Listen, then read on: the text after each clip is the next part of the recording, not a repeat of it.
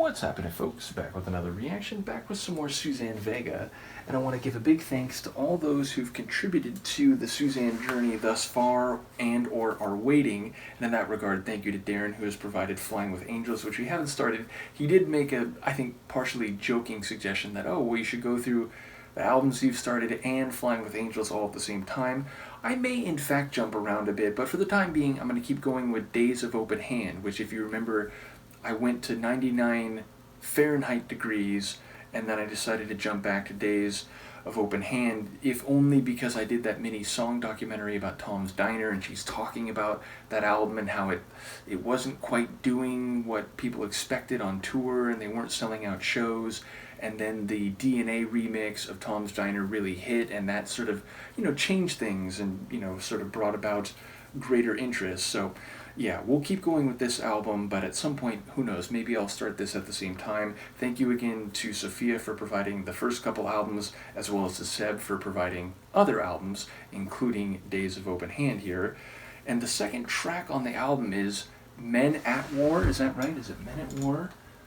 Oh, Men in a War. Same difference, as my brother used to say. Nevertheless, I wonder how literally or figuratively to take this. Maybe there'll be a bit of both, but yes, men in a war are men who make serious decisions with significant consequences, maybe lethal ones. They have to make the best with what they have. They have to make do.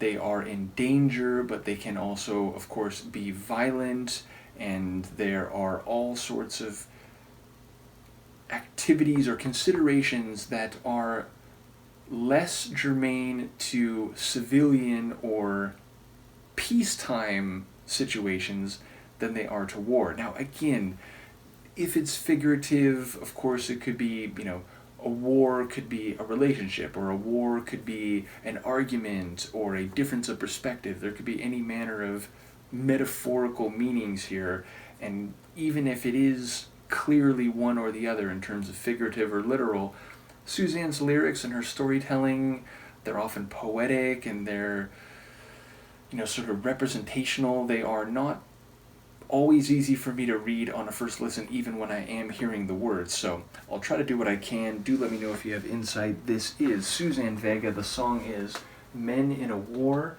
and it's from her 1990 album Days of Open Hand.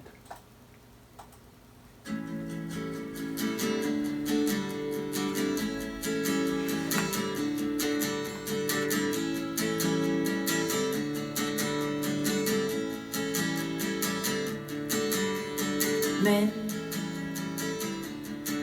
in a war, if they've lost a limb, still feel that limb as they did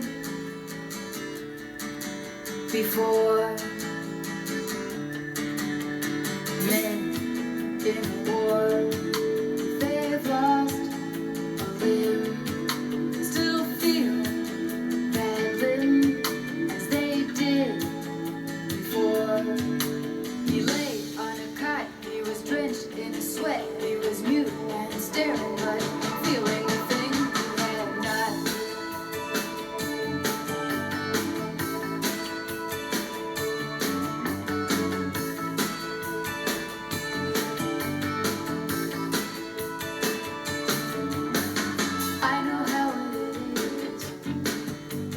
Something is gone, a piece of your eyesight, or maybe your vision.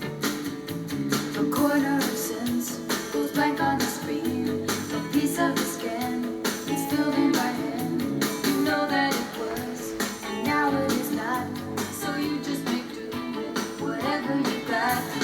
Men in a war, if they've lost, still feel that limb as they did before.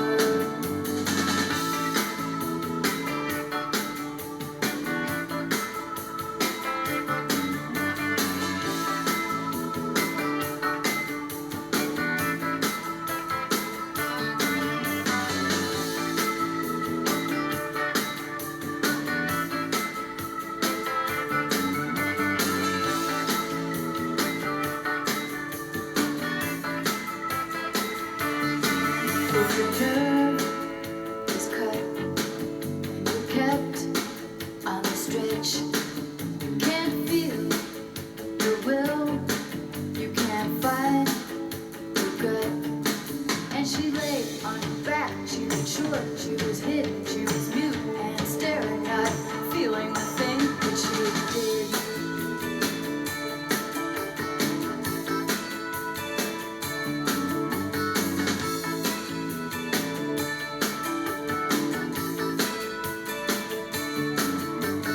I know how it is when something is gone, a piece of your eyesight, or maybe your vision. A corner of sense is blank on the screen, a piece of the scan it's filled in by hand. You know that it was, and now it is not, so you just make do with whatever you got.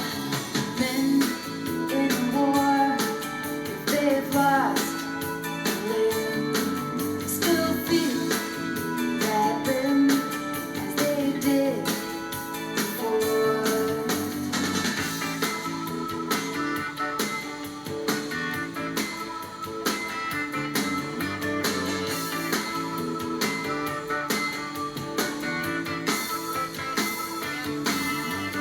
Men in a war, if they've lost a limb, still feel that limb as they did before.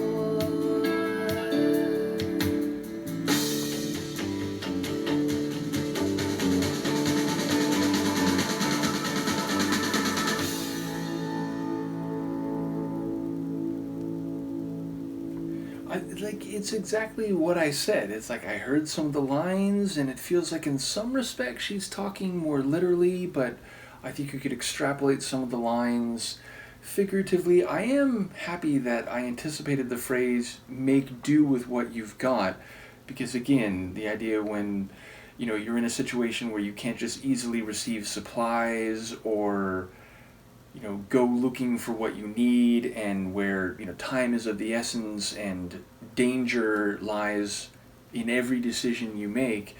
Again, you have to make do with what you have, and whether that's more literally or more figuratively, I feel like the precarious nature of the situation is at hand. So yes, it is nice that I anticipated that phrase. But okay, so first she's talking about like a phantom limb, right? Like if you lose your limb, my understanding is because of the way the brain works and nerve cells and so on, and also the sort of nature of the way we have muscle memory and so on, is that like you can feel like the limb is still there even though it's not, and you can actually feel pain as if the limb is damaged even though actually those nerve cells aren't there anymore. So she's making reference to that. But then she's talking about like, eyesight and, losing maybe part of your vision and maybe your eye, and then talking about skin. So a lot of it feels on the surface like it could be more literal. But then again, I feel like there's some aspects of that where, it could be about experience and about, being in a war that is less literal and more about, life experience and interpersonal interactions and so on. So again, it's like she weaves poetic lines that you could interpret in different ways, and I'm still not quite sure what's happening. Yeah, sonically it's a smooth tune. There's definitely some organ in there, and the guitar is doing some interesting things, and at times the guitar is almost like Morse code, like it's giving sort of short numeric flourishes that may have some coded meaning.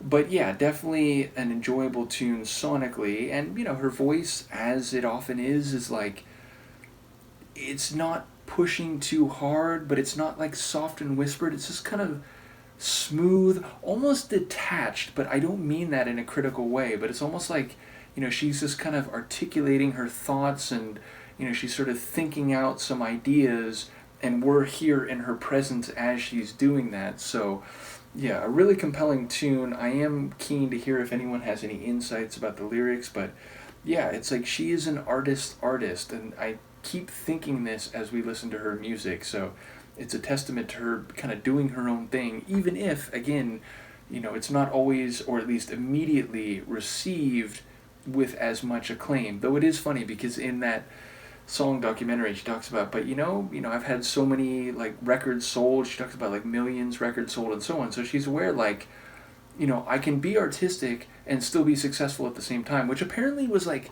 a point of disagreement and eventually rupture between someone. She's a bit like ambiguous about it, but some guy that she had a romantic connection with, who apparently was of the mindset that, like, once you go big, once you're played on the radio, or once you become like commercially successful, the art for art's sake has been lost. And she seemed to be of the opinion, and I certainly concur in this regard, you can do both. Now, you can get to the point where you're just doing what you think is gonna be successful, and you're trying to tailor things not because you find them artistically valuable, but because this is what the masses want to hear, and that's what we're going for. Number of records sold, the amount of money or revenue we can generate, and how many seats we're going to sell. And if you're thinking through that lens in advance, then sure, something may be lost.